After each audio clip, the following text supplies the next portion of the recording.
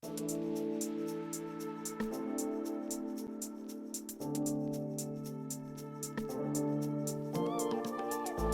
to Railfans. I'm Shane Sege. Join us as we discover the Ottawa OTrain, Toronto Subway, and Montreal Metro systems together. Welcome to Railfans Canada. I'm Shane Sege, and joining me today is Troy Charter, Director of Transit Operations at OC Transpo. Thank you for your time today. Oh, thank you for having me. So this past Monday, we had a significant snowfall and a big weather storm of what is being classed as the fifth largest snowfall in one day recorded in Ottawa. How did the OTrain perform on Monday? Yeah, no, it was a big event. I think it was upwards of close to 50 centimeters of snow throughout the event, and at times it was really heavy, coming in around 5 centimeters accumulation per hour. Service ran well. We're very pleased with how the line functioned during that weather event. We started with 11 trains and we ran 11 trains throughout the day. So we're very, very pleased with the performance of the rail line, and I think it's a positive sign for our customers that the service and the reliability is trending in the right direction. So it was a lot of effort went into it, but very happy with how the line performed.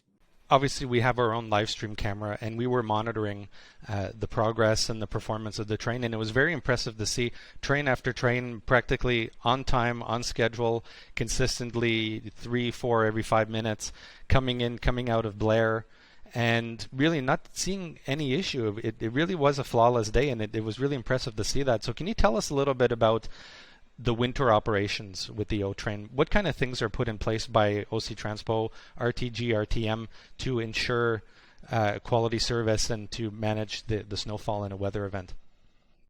Okay, well, no, that's great. Thank you for the feedback. It's great to hear that it looked flawless, because whenever you're dealing with a weather event, whether it's bus or rail or whether it's in Ottawa or somewhere else, a lot of effort has to go into that. So it really starts off. We start talking about winter operations months before the winter. You're in late summer, early fall, and you're planning for the winter. So we put all our plans in. We look at last year's events and what worked and where we can improve, and adjust our plans accordingly. Then when we get into the winter months, it's a lot of proactive. You're watching the weather, and then when something's on its way, you're reallocating resources. You're bringing in extra contractors to help with snow clearing. You're getting out and doing work in advance of the snowstorm. Like in stations, you're pre-salting platforms out on the guideway. You're just clearing as much snow that's currently there as possible to have room for snow storage.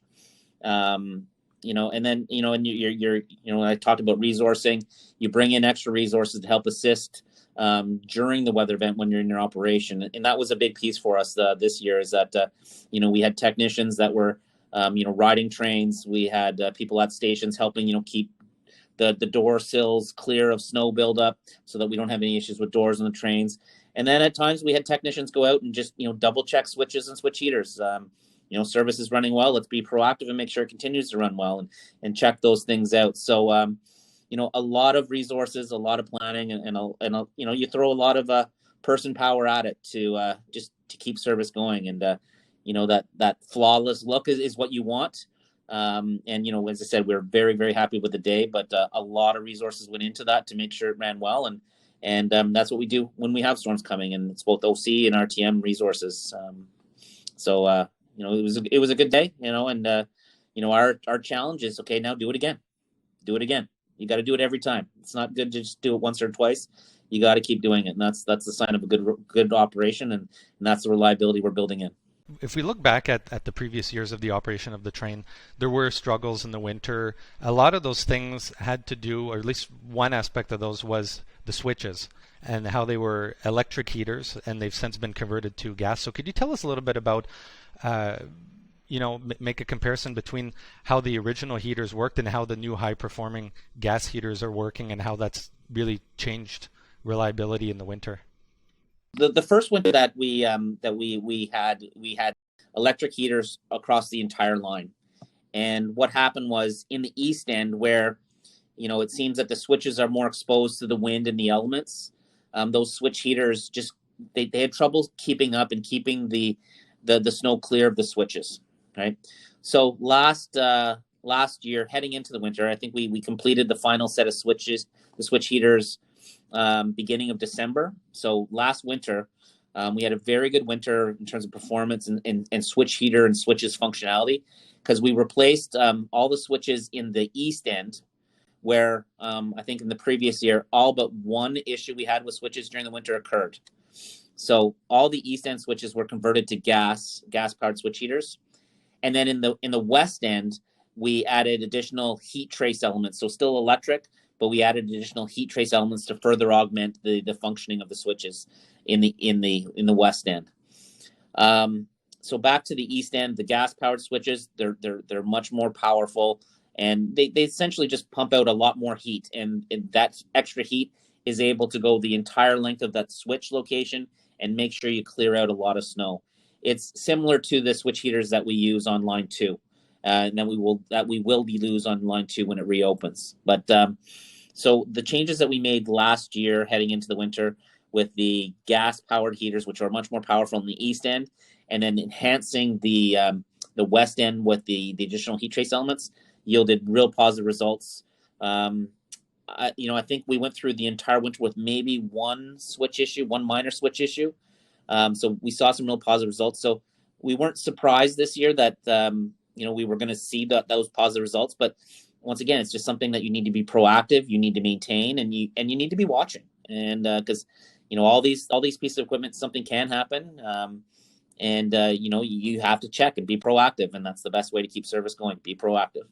In the first winter of operations, there were certain incidents that happened, such as power arcing, mud, snow, debris going on top of the roof of the LRVs, the power connection. We've seen since that time a lot of different actions have taken place to prevent these things, and seemingly they haven't reoccurred. Things such as putting up the curtain along the ramp down to the tunnel near U Ottawa to prevent the mud and the slush from spraying over onto the trains, among many other things. Can you talk a little bit about some of the improvements that have been made that have really made a difference in the winter? Okay. Yeah, no, some of the stuff, lessons learned, and you see where the snow is going to blow certain ways, and or how snow clearing operations on the roads affect the rail lines. So we learned a lot in during the testing and commissioning leading up to service launch, and then that first year of launch. So a lot of adjustments and a lot of improvements have been made. You touched upon one. If you're on the train or if you're driving on Nicholas Street, as you approach and as you leave U Ottawa Station, there is that snow banner there. That was there to assist with some of the the snow that gets blown into the guideway from the snow plows, and it also helps to curtail some of the spray that comes off, that can be fairly can have a lot of salt content in it. That's one of the changes. Another one, we did have issues with the catenary after that first year, and it was attributed to some of the supports that hold that overhead catenary system. They were corroding quicker, and it was attributed to the salt spray from the highway. So they changed the components that hold that catenary in place, and we haven't seen any repeat of those issues. One of the other big ones was you mentioned the arcing that was experienced when we had I'll say heavy wet snow and resulted in some accumulation on the trains. There was a few changes there that were made, and it was all had to do with how the power is taken from the catenary system and brought into the train, and then changed into, I'll just say, usable power for the train. So there's some components at the top that were more exposed to the elements, and they found an issue with one of the components, so they've had to make some changes to that, change the cover so that it still got the accurate number, still got the ventilation that it needed, but it provided better protection from things like the snow and stuff like that. So those are some of the major ones that affected service. The switches being one, the arcing of the vehicles being another, and then the catenary being the third. Those were probably our big disruptions that impacted people the most. And I'm happy to report that we haven't seen a recurrence of those once the investigation was completed, the root cause determined what it was, and then the appropriate fixes and mitigations were put in place. So a lot of improvements for sure. Now, I want to come back to the winter operations again. At nighttime, we often see, again in our live stream, snow plows, snow blowers, sometimes people on foot going with blowers to remove snow from the track. So can you tell us a little bit about how the tracks are maintained in the overnight hours when service has ended? Okay. Well, to start off, actually, one of our most effective tools in managing snow on the rail line is keeping trains running. Right, the keeping on Monday with that heavy snowfall and, as I said, the high accumulation. We had 11 trains in operation, and they did a really good job of just effectively moving the snow and keeping it from building up. Overnight, though, when you get into those engineering hours, and we have some very, very short engineering hours, which means more service to our customers during the day. They have to bring out some specialized equipment to do some snow blowing. I say snow blowing, but it's literally high rail equipment with a blower attached to it, and they just try to blow out the guideway as much as possible, so in between the rails. They're also, they spend obviously a lot of time around switches and switch heaters, pushing the snow back, getting it out of the way, so that you don't have any blowing snow that gets in there, or just you need capacity for the next snowstorm. That is really the big focus. And when you have a big event on like a Monday, it takes a couple days for you to get all the snow out of the way. So the team really needs to think about the location they need to start first. Where are there any problematic areas? Hit those first, and the best use of your short hours, because there's nights where it's only about 3 hours in which they have time to get out on the rail line, get heavy equipment, and clear as much snow as possible. So clean up from those events take a few days, and that's what they're focused on right now. From your TOCC, the Transit Operations Control Center, how do you manage the weather environment that the trains and your transit system operates in? Oh, that's a very good question. So our Transit Operations Control Center, we're looped in with a weather reporting service, and they give us, when weather events are forecasted and they're on their way, they give us, we get regular updates from that. And our control center has a series of triage levels or response levels depending on the weather event that's coming. So, we have normal operations, and then we go into, awareness. Hey, we're watching something.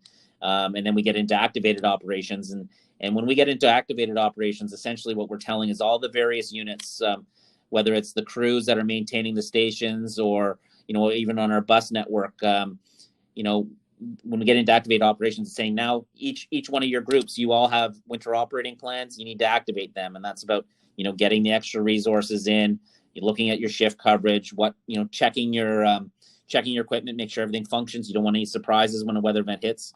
So we do all that. That's in prep. And then our control center, when we hit with those major events like we did on Monday, we go into an emergency operations state, and we activate what we call our service command center.